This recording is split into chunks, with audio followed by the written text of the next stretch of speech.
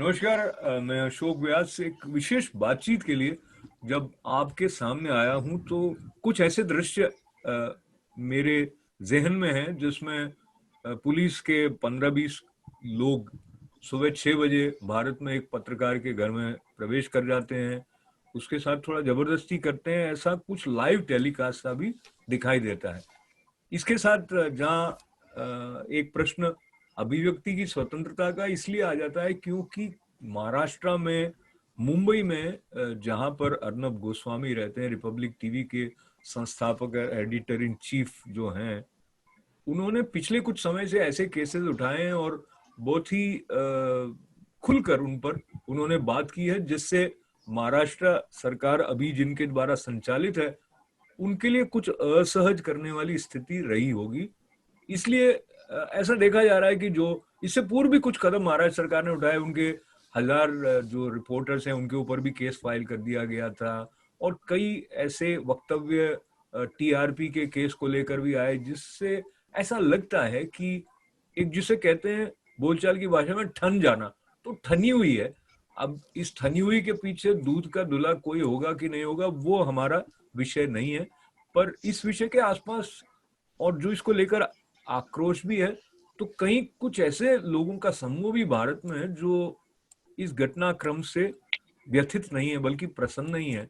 और भारत का मीडिया भी कई कई ऐसे संदर्भों में जहां अर्नब को कॉर्नर किया गया तो उन्होंने अपनी प्रसन्नता व्यक्त की हो, ये भी हमने देखा है। तो ये बेसिक परिचय आज की बातचीत का देते हुए मैं आपको पहले तो दिल्ली से हमारे जो साथी हैं, जो कि उनका बड़ा नाम है, एक कॉलमिस्ट के रूप में भी, ऑथर हैं, नॉवेलिस्ट भी हैं और प्रोफेसर भी हैं, डॉक्टर सुधीर बिष्ट जी, आपका स्वागत है। नमस्ते। और थैंक यू अशोक जी। और मैं इंदौर से हमारे साथ जुड़ने वाले, केदार यात्रा करके हाल ही में लौटे भारत प्रेमी कवि, साहित्यकार, चिंतक, वक्ता बाबा सत्यनारायण मौर्य जी, आपको भी नमन है। तो नमस्कार। तो मैं पहले शुरुआत सुधीर जी आपसे इसलिए करना चाहता हूँ, when you read this news about Arnav's sudden arrest, what was the first thing in terms of your inner response? क्या लगा, क्या प्रतिक्रिया आपकी हुई? अशोक जी एंड बाबा जी, आप सबको नमस्कार। First of all let me tell you, I was not shocked because the government in Maharashtra has fallen into such low depths that nothing seems to shock me. I mean, I was expecting they will do it. They had tried to do this earlier also. You must be knowing, it is not necessary that if you want to attack the king, you attack the king, you attack his ministers, you attack his soldiers. So this has been the policy. So I am not shocked. I am very sad that I have to see this day. And I am telling you, the Shiv Sena government has exceeded the record of Shrimati Indira Gandhi. Even in the days of Shrimati Indira Gandhi, when the arrest, I was a small boy when emergency was imposed. The arrests were much more sober. And there was a sense of, even when the policemen came to arrest, let us say Advani ji or late Shri Arun Jaitley ji, they came with their heads bowed and their eyes looking downwards. So now, but it does not shock me because it is not democracy which is ruling Maharashtra. It is anarchy now which is ruling Maharashtra. I mean, look at the depth at which there is something. Even a man like Shekhar Gupta was saying there is something called optics. How can you send people in riot gear to arrest a journalist? Is he a terrorist? What is his crime? Okay, at worst, his crime is that you feel he incited violence. Although I don't agree to that, I don't ascribe to that theory. Or that you have reopened a case of alleged suicide. But do you send people in such a force to arrest a journalist? So what is the message you are trying to tell? The message is clear. This is Maharashtra. We rule Maharashtra. आप हमारी बात नहीं सुनेंगे तो हम आप पे जम के प्रहार करेंगे. So my initial reaction is not of shock, but I am very angry. So this is what I want to tell. I think many people share that anger, और ये जो आक्रोश है, ये गुस्सा है, और कहीं ना कहीं सिस्टम के प्रति जो थोड़ी बहुत श्रद्धा बचती रह जाती है, उस पर भी प्रश्न चिन्ह लग जाता है। और बाबा जी, हम ये भी देखेंगे कि केंद्र और राज्य के संबंध इस संदर्भ में किस तरह से वो हमें दिखाई दे रहे हैं। मोदी सरकार की क्या भूमिका होनी चाहिए, हो सकती थी, है, इसके बारे में भी हम बात करेंगे।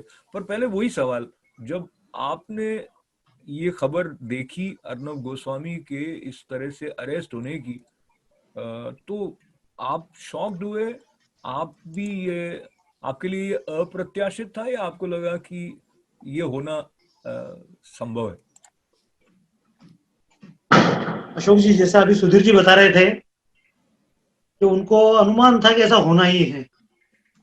और दरअसल जो कुछ दिन पहले से चल रहा था, जैसे कंगना का केस आपने देखा होगा, उसके बाद जो आज का केस आपने सुना है, इससे ज्यादा शॉक्ड में दूसरी घटना पे हुआ था।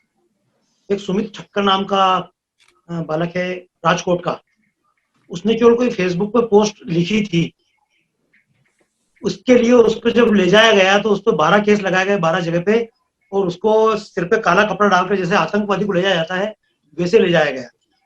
तो शॉक करने की घटना वो थी। अर्नब के साथ ये होना ही था। आपने कहा केंद्र की गवर्नमेंट और महाराष्ट्र की गवर्नमेंट, तो दोनों गवर्नमेंट में अंतर है। आज मोदी जी गवर्नमेंट आई है, तो मोदी जी गवर्नमेंट के पहले लोगों को ऐसा लगता था कि मोदी जी बिल्कुल आतंकवादी और सबको बिल्कुल बहुत जमीनी स्तर पर सबको निपटा देंगे, लेकिन उनके स्वभाव में ऐसा हुआ नहीं। मोदी जी की स्वभाव गहराई पूरी दुनिया ने देखी है और उन्होंने बिल्कुल गहराई से काम किया। बाकी आप इनका देखें उद्धव ठाकरे का, तो दरअसल उद्धव ठाकरे तो खाली जिसको बोलते सिंबल है। इसके पहले बाल ठाकरे भी थे, इसके पहले राज ठाकरे को आपने देखा होगा। और मैं पहले बॉम्बे में रहा हूँ, इसलिए इस घटना का प्रत्यक्ष गवाह हूँ। तो वहां पर एक जिसको बोलते गुंडागिरी, वो पहले से थी। जब पहले सरकार शिवसेना की थी तब भी गुंडागिरी चलती थी। और गुंडागिरी के पहले चलता था जातिवाद, उसके पहले चलता था प्रांतवाद। तो आपको तो ये तो कम घटना है। आपने देखा होगा कोई उत्तर प्रदेश का व्यक्ति मिल गया तो मारना कूटना चालू, उत्तराखंड का व्यक्ति मिल गया मारना चालू, गुजराती मिल गया पहले उनको मारा। इसके पहले इसी शिवसेना ने अभियान चलाया था, तमिलनाडु वालों को मारने के लिए लुंगी बोल के अभियान चलाया था। तो शुरू से ये जमीन पे रहे, तो आज भी इसको बोलते हैं ना, उनसे सभ्यता की अपेक्षा की नहीं जा सकती। और अभी तो क्या है वर्तमान में, ये भी समझ में नहीं आता कौन कर रहा है। ये उद्धव ठाकरे कर रहे हैं या शरद पवार करवा रहे हैं या सोनिया गांधी इस चीज करवा रही है। तो सच बात आपने सुना होगा, जो घर फूके आप ना चलो हमारे साथ।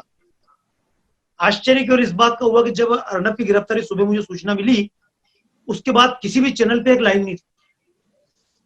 दिन में दूरदर्शन पे कुछ समाचार मिले और शाम होते होते सुधीर चौधरी ने अपने जी टीवी पे कहा कि मतलब भैया हम इसका समर्थन करते हैं कि भाई अर्नब के हम साथ खड़े हुए हैं।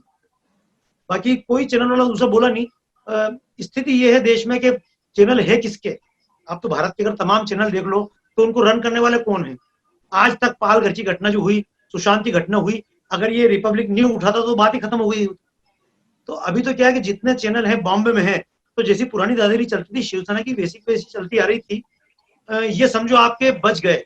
हालांकि आपको एक बात पता नहीं, सुबह जब गिरफ्तार किया था तो जिस व्यक्ति को लेने के लिए भेजा उस टीम में 2 लोग ऐसे हैं जो एक तो पहले पुलिस से बर्खास्त हुआ, बाद में शिवसेना के मंच से चुनाव लड़ा और फिर हारने के बाद में उसने फिर पुलिस ज्वाइन कर ली, उसको गिरफ्तार करने भेजा।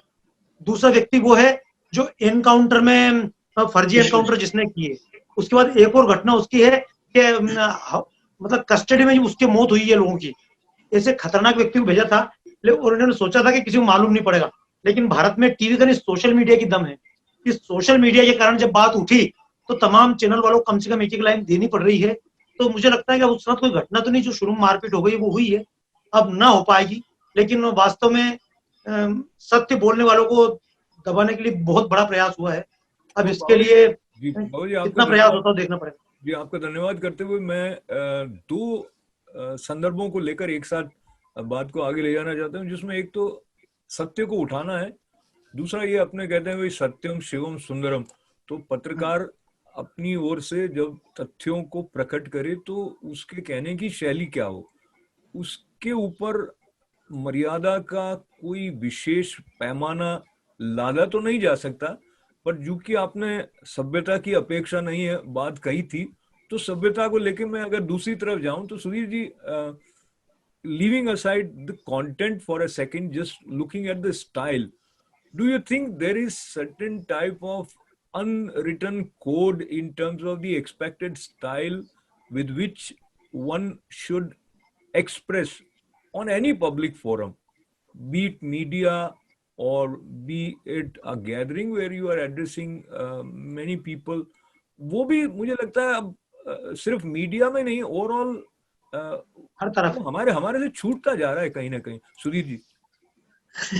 Actually, this started with the, I don't know if you will allow me to say this, this started with the late Shrimati Indira Gandhi, when she openly violated the rules of the Supreme Court, when she lost, when she declared emergency, and when Supreme Court had held her election to be invalid. So, you know, the trend started from there.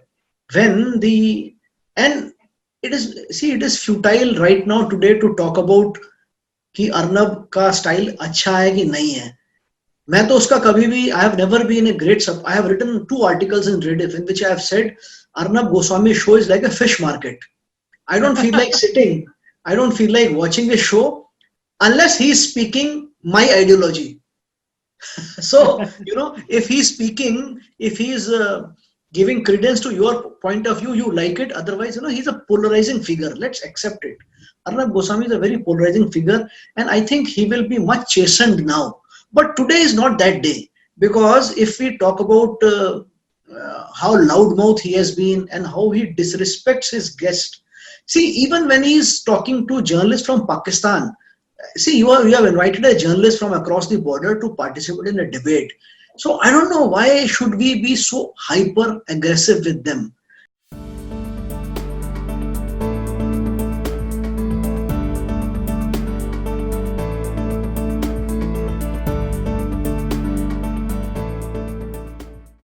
It is, see, the job of the anchor is to anchor the show. His job is not to make them listen to what his point of view is. As you are doing a job of an anchor, you are listening to our points of view. You are not insisting that we toe your line of thought. So, but whatever it is, see, if Arnab has been a huge success. You can't deny that Arnab, when he launched his Republic channel, I was walking down from IIT gate towards RK Puram in New Delhi, and I saw his hoarding, and I missed a heartbeat. I got excited.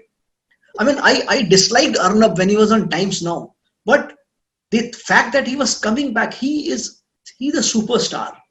He's a super exciting person. The fact is, he behaves very badly with his guests. The fact is, he acts like an absolute dictator. But if you don't like his points of view, you have to build an alternative infrastructure to counter him. You can't arrest him. That's my point of view. See, till understand this strategy, or I will not call it strategy, it is a tactical plan which they have all built together. Earlier, Arnab had taken up the case of Palaghar. In Palaghar, 3 very pious, innocent sadhus, 2, they were lynched. The whole world saw it. So, किसी भी channel को दिमाग में सुध नहीं है कि 1-2 साधु ऐसे मार दोगे आप उनको. Is this India, or we are in a Taliban regime? But Arnab took that cause, and he took that cause with all his might. So in Palaghar, Maharashtra government tried to engage with him and try to insinuate that he was trying to create communal tension. So Maharashtra government was fighting Arnab on his journalistic issue. Second case is Sushant Singh Rajput. Once again, Sushant Singh Rajput was pursuing his opinion, his line. Again, Maharashtra government tried to fight him on journalistic issues. Point number 3, you take the case of TRP, alleged TRP scam. If you ask me, biggest TRP scam is done by a channel I don't want to name. They can sue me. See, Arnab also may be indulging, he may be trying to drum up some support, but Arnab, I will vouch for his integrity. He's from Hindu college, from the same college, of course, many batches my junior. Very, very sharp journalist. his research work is impeccable, immaculate.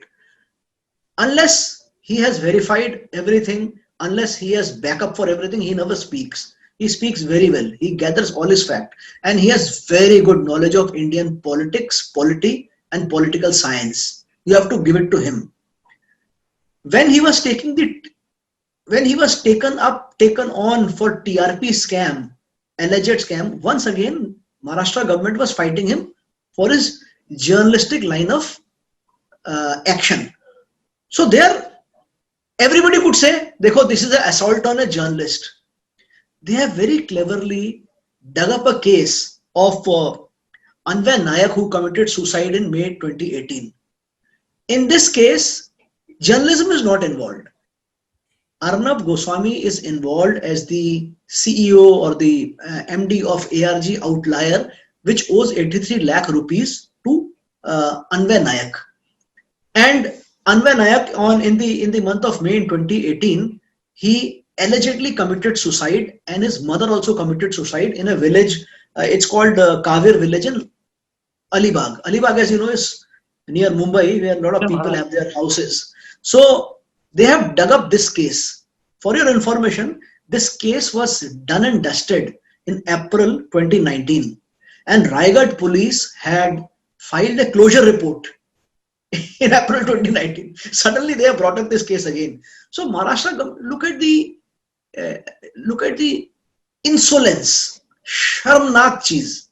They are now trying to corner a journalist, not journalistically, but by a trumped up civil cum criminal case. Can something be more disgraceful? See, I will tell you, even a young session judge or any civil court judge, he will give him bail after hearing him for 10 minutes. There can't be judicial remand or any police custody for this, or High Court will bail him out.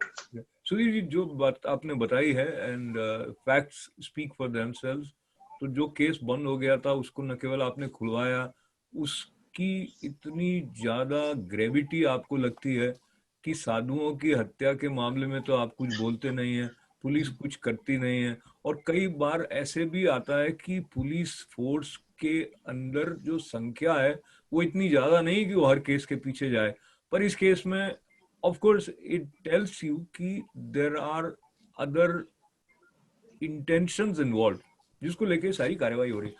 तो अर्नब के style के बारे में जो सुधीर जी ने कहा वो मुझे लगता है बहुत क्लियरली एक्सप्रेस कर देते हैं। तो एक बैलेंस वे में है, you may dislike his style, you may disagree with him, but जैसे इन्होंने कहा कि फैक्ट्स के साथ साथ मुझे लगता है बाबा जी सत्यनारायण मौर्य जी इस तरह के इश्यूज पर इतना फोर्सफुली भारतीय पत्रकारों में बात करने वाला अर्नब जिस तरह से उभरा है, उसके कारण बहुत लोग उसके साथ एक भावनात्मक जुड़ाव भी महसूस करने लगे।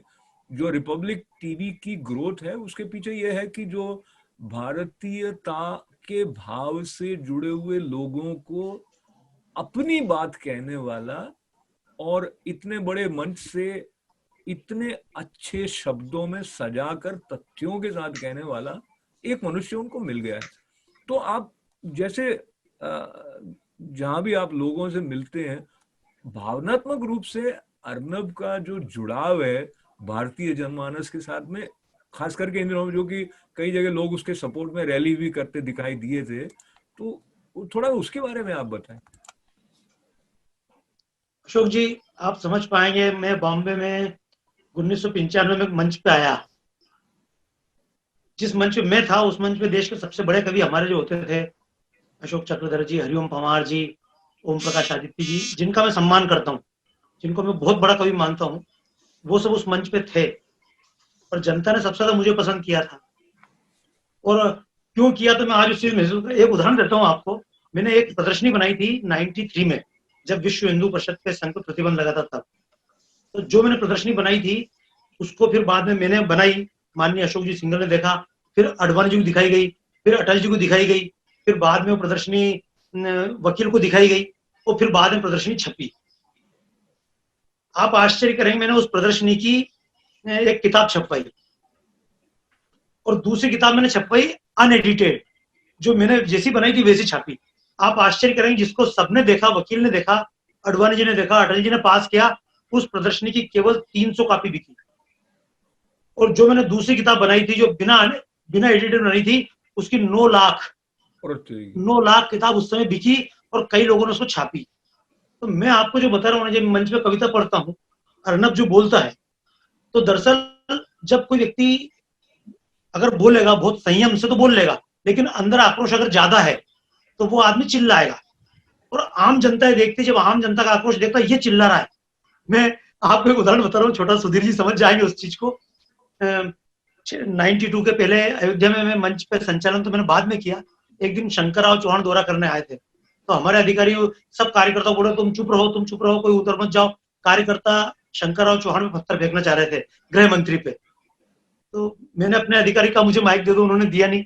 अंत में जब उनका गला बैठा तो मेरे को माइक मिला, तो मैंने शंकरराव चौहान को जोर से बोलना चालू किया कि क्या मस्जिद में प्रसाद मिलता है, तुम जहां गए थे ये है। तो जनता जितनी भाग रही सब मेरे पास आ गई। आप समझ ना बात को, कि जब आम मानस देखता है कि मेरी भावनाओं को अभिव्यक्त कर रहा है, जनता उसको समर्थन देना चालू करती है। टीआरपी बढ़ने का कारण ये है, टीआरपी बढ़ने का कारण और कोई नहीं है भाई। आप ये देखोगे, जब जनता देखती जी टीवी को देखेगी, वो एनडीटीवी को देखेगी और देखेगी ये सब झूठ बोल रहे हैं, तो कोई आदमी तो सच बोल रहा है। आज के पहले एक चीज होती थी, बताऊं आपको, अब ये कौन बोल रहा है। आप फिल्में देखते हो, आजकल की फिल्मों में जो स्तर है, आप उसको पसंद करेंगे? मैं आपसे पूछता हूँ, जो फिल्में बॉम्बे की होती है, जिनमें गालियां होती हैं और जिनमें शब्दों की कितनी मर्यादा का ध्यान नहीं रखा जाता है, उनको आप देखते हो, लेकिन फिर भी खुद इस गड्ढे में जाएंगे और दूसरों पर अंगली उठाएंगे। तो मैं जो बात अर्नब के लिए, मतलब जो आप पूछ रहे हैं कि अर्नब की सफलता का राज मूलतः यही है कि वो जनता की आक्रोश को अभिव्यक्त कर रहा है। और जनता जब देखती है कि मैं इस मुल्ला को बोलने नहीं देना चाहता हूँ, लेकिन कोई बोल रहा है, वो देखती है पाकिस्तान का व्यक्ति, मैं पाकिस्तान के व्यक्ति चिल्लाना चाहता हूँ, लेकिन मैं नहीं चिल्ला पाता हूँ, कोई और चिल्ला रहा है, तो जनता उसके पीछे खड़ी हो जाती है। मूल कारण यही है। अभी तक एक टेंडेंसी थी, एक मैं टाइम और लूंगा, अभी तक भारतीय टीवी चैनल पे एक टेंडेंसी थी, एक व्यक्ति जब पैनल बनता था बहस के लिए, एक व्यक्ति देखता था कांग्रेस का, एक व्यक्ति देखता था वामपंथी विचारधारा का, एक व्यक्ति कोई ना कोई संपादक या कोई ना कोई बैठता था जो ऑलरेडी उनकी भाषा में बात करेगा, चौथा व्यक्ति बैठता था मुसलमान, और खुद एंकर जो होता था वो भी अपने आप वामपंथी होता था, और एक व्यक्ति को बिठाते थे भारतीय जनता पार्टी के व्यक्ति को या आरएसएस के व्यक्ति को। एक व्यक्ति होता था और 6 व्यक्ति उसके अगेंस्ट में होते थे। लेकिन अब जो ये ट्रेंड बदला, उसमें आप देखेंगे स्थिति सबकी खराब है। क्यों? कि जितने अधिकतर एंकर है, दीपक चौरसिया को अभी देख रहा था, इसके पहले एक अमीश है उसको देख रहा था, सारे चैनल के ट्रेंड बदल गया है। अब वो स्थिति नहीं बची है। इसका पूरा परिणाम है, देश में हिंदूवाद पैदा हुआ है, जागृत हुआ है, और आज के पहले जो बात जनता बोलती नहीं थी वो बोलने लगी है। और ये टीवी चैनल पे भी अंकुश, इसलिए सोशल मीडिया बड़ा आ चुका है। तो ये गिरफ्तारी की खबर भी सोशल मीडिया ने उठाई, आपको बताऊं, वरना रिपब्लिक के अलावा किसी ने उठाई भी नहीं थी। तो कुल मिलाकर जनता का आक्रोश है। हो सकता है अभी तो ये इस तरह से बोल रहा है, हो सकता है भविष्य में आपको टीवी चैनल के पर्दे मारपीट दिखाई दे। मैं इस बात से आश्चर्य नहीं कर रहा हूँ। आपने कहा ना, आप जो बोलते हैं आपका तरीका अलग है, क्योंकि आप निष्पक्ष होकर बोल रहे हैं। लेकिन आजकल भारतीय चैनल में कहीं पे भी देख लो, जो एंकर होता है टीवी, वो कोई ना कोई मीडिया चला रहा, जिसको अभी इंडिया टीवी जो मतलब चलता है, इंडिया टुडे ग्रुप का, वो खुद अपने विचारधारा को लॉन्च करता है। यानी न्यूज नहीं है, व्यूज है।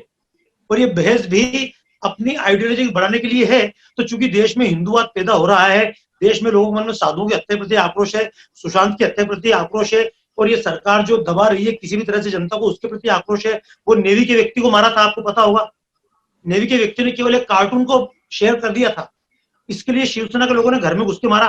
तो आम आदमी के मन में आक्रोश है। इस आक्रोश को व्यक्त जो भी व्यक्ति करेगा, तो चूंकि अर्नब एक अच्छा पत्रकार ही नहीं है, अच्छा दुकानदार भी है, उसने अपॉर्चुनिस्ट भी है, उसने इस पूरे देश के आक्रोश को अपनी भाषा में अभिव्यक्त किया, तो उसको सफलता मिल रही है। अब इसको टीआरपी चोरी का नाम दो या जो भी दो, वो तो है, बिल्कुल अलग बात है। बाबा जी ने बहुत अच्छे से अर्नब की सफलता और उसके सबके साथ जुड़ने वाले संदर्भ को स्पष्ट किया। इस बात को लेते हुए जो मीडिया की स्वतंत्रता की बात जहां से हम कर रहे थे, वो पीछे छूट ही जाती है।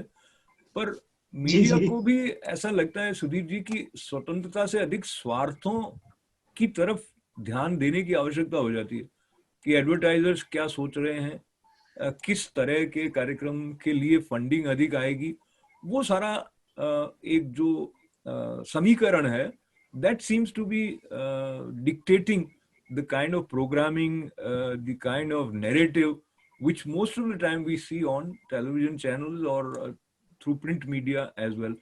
इंडिया के कंटेक्स्ट में रिपब्लिकन टीवी के साथ एक इस तरह का आपने जैसे पहले कहा था पोलराइजेशन, तो पोलराइज्ड उन्होंने अन्य मीडिया के साथ भी खुद को कर लिया कहीं ना कहीं. So there is not that sense of bonhomie या कोई सहानुभूति से अर्नब की पीड़ा के बारे में दूसरा मीडिया सोचता या बोलता दिखाई दे, ऐसा नहीं है. इनफैक्ट उनको सीक्रेटली एक सैडिस्टिक प्लेजर जैसा मिलता है if they find Arnab in trouble. What you have said and what you have analyzed, I entirely agree with it. Only thing is, I would like to divide it into two parts. One is commerce and the other is competition. Let me give you an example. When I used to sit in the press club during the late 90s, there was lot of camaraderie between the journalists of Statesman, Hindu, Hindustan, Navbharat Times. Competition was not so much. And when there is less competition, there was complacency also. But relations were not strained. Today, people in other channels are rejoicing. They are cutting, I am using it figuratively, they are cutting cakes that Arnab has been arrested.